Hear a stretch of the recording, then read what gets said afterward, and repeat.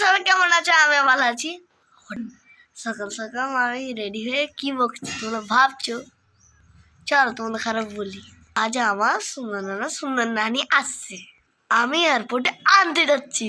তো বন্ধুরা তোমরা ভিডিওটাকে দেখতে থাকো। আজ সারাদিন আমি যেটা যেটা করবো এটা সব তোমাদের দেখাবো। তোমাদেরকে আমি তোমাদের তারপরে দেখা হচ্ছি।